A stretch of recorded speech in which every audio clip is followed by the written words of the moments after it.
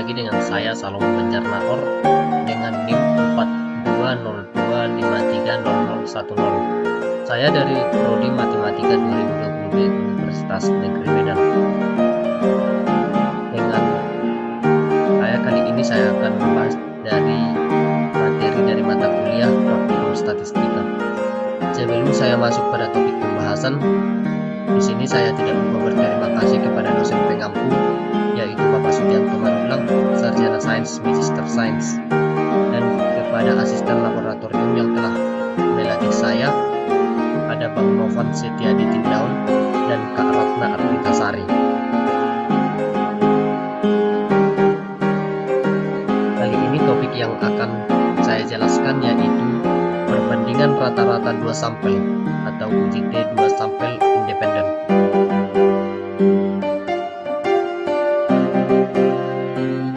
UJT 2 sampel bebas atau independen merupakan uji statistik parametrik yang membandingkan 2 kelompok independen untuk menentukan apakah ada bukti bahwa rata-rata populasi secara statistik signifikan berbeda. Variabel yang digunakan dalam uji ini yaitu variabel terikat dan variabel bebas. Persyaratan data pada UJT 2 sampel bebas atau independen. Data pada UJT 2 sampel bebas memiliki persyaratan sebagai berikut. Yang pertama, variabel independen numerik. Yang kedua, variabel independen kategorikal. Yang ketiga, tidak ada hubungan antara subjek dalam setiap sampel atau kelompok. Yang keempat, pengambilan sampel pada populasi secara acak.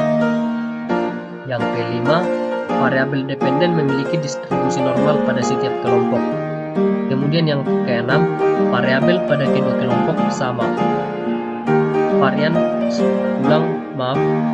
Yang keenam, varian pada kedua kelompok sama. Dan yang terakhir, tidak ada outliers.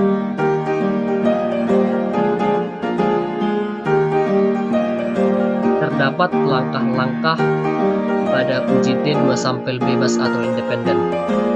Yang pertama, kita harus menentukan hipotesis 0 atau H0 dan hipotesis alternatif atau H1.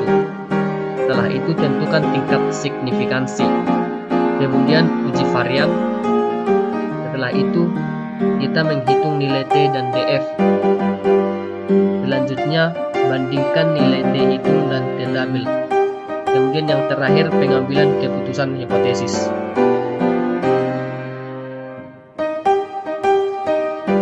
Hipotesis UJT 2 sampel bebas atau independen.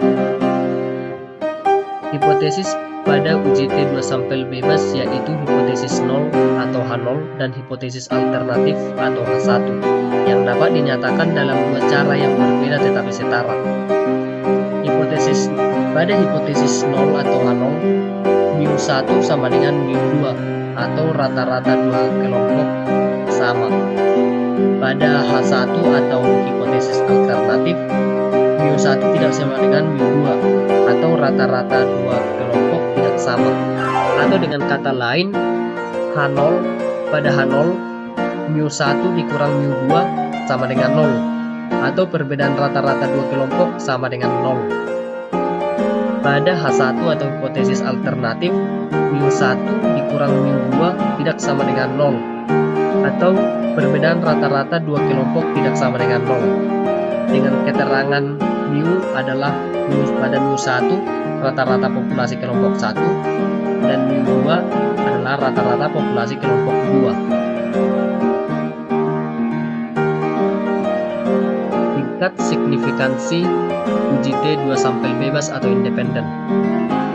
Tingkat signifikansi biasanya dilambangkan dengan alfa.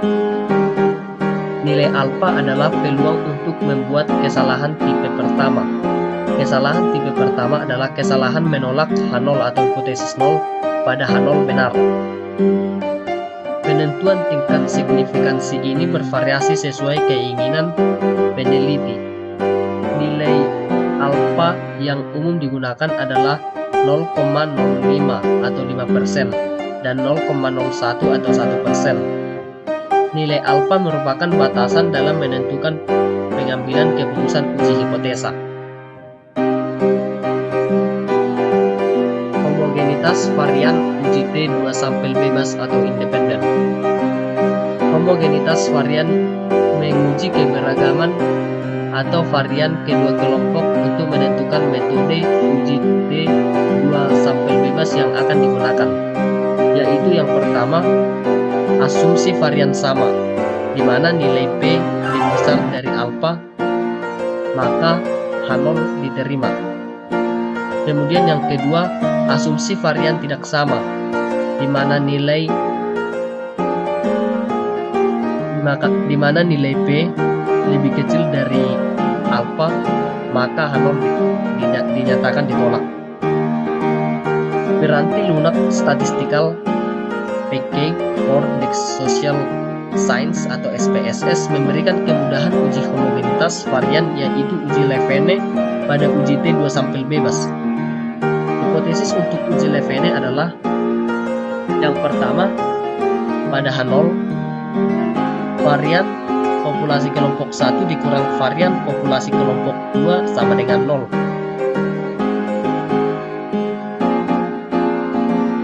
Atau dengan kata lain, varian populasi kelompok 1 dan 2 sama. Pada H1, varian populasi kelompok 1 dikurang varian populasi kelompok 2 tidak sama dengan 0. Dengan kata lain, varian populasi kelompok 1 dan 2 tidak sama.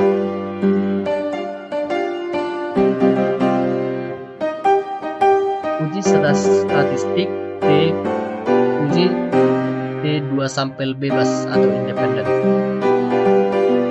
Dalam uji statistik yang digunakan sesuai dengan asumsi varian, hipotesis 0 dan hipotesis alternatif pada kedua uji statistik yang sesuai asumsi varian.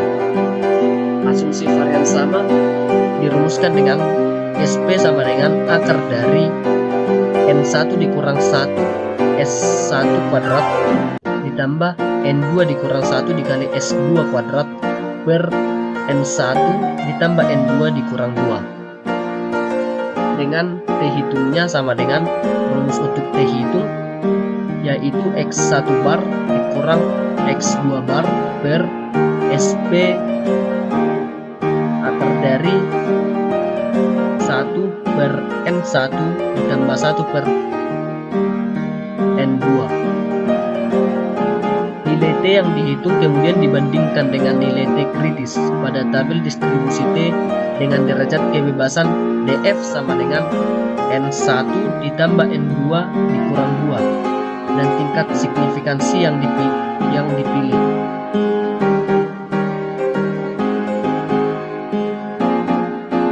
Uji statistik T.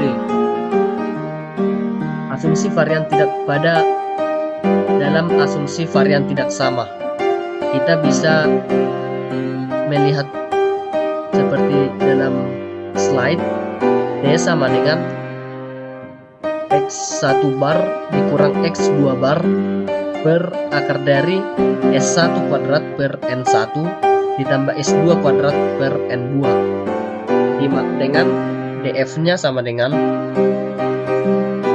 S1 kuadrat per N1 ditambah S2 kuadrat per N2 dikuadratkan per 1 per N1 dikurang 1 dikali S1 kuadrat per N1 dikuadratkan ditambah 1 per N2 dikurang 1 dikali S2 kuadrat per N2 dikuadratkan.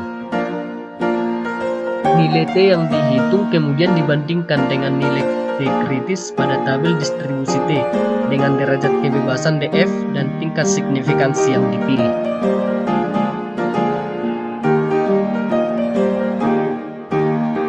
Kemudian pada tahap pengambilan keputusan. Pengambilan keputusan uji T2 sampel bebas atau independen. Dasar pengambilan keputusan uji T2 sampel bebas untuk mengukur ada tidaknya perbedaan rata-rata dua kelompok yang diuji berdasarkan membandingkan T hitung dengan T tabel. Baik, di sini sudah tersedia data sampel yang ingin kita uji, ada nilai dan metode. hanya terdiri dari dua, yaitu expose dan penemu. Jadi untuk menguji dua sampel independen, kita akan melihat dan mengklik bagian analyze.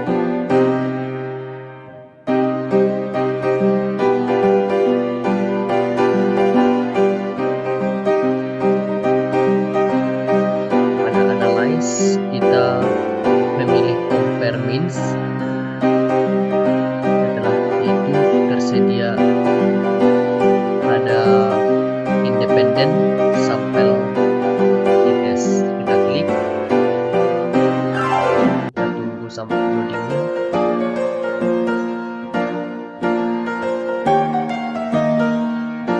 Di sini tersedia dua, ada nilai, ada metode. Pada bagian nilai ini kita masukkan pada tes variabel, dan metode ini kita masukkan pada box grouping variabel. Di sini kan ada pertanyaan metodenya, kita pilih define group. Grup 1 kita masukkan, yaitu dalam metode itu ada expose, kita masukkan expose. Pada grup 2 kita masukkan penemu.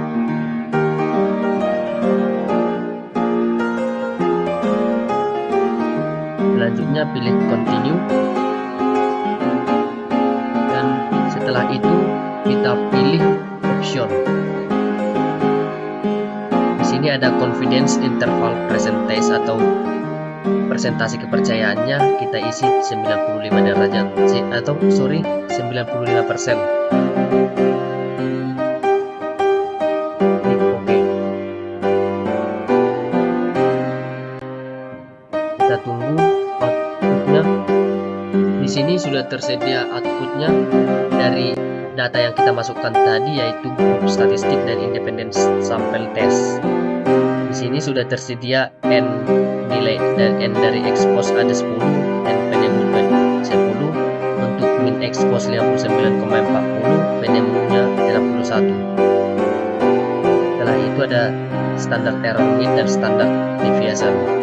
Demikian demokrasi yang bisa saya sampaikan. Saya ucapkan terima kasih.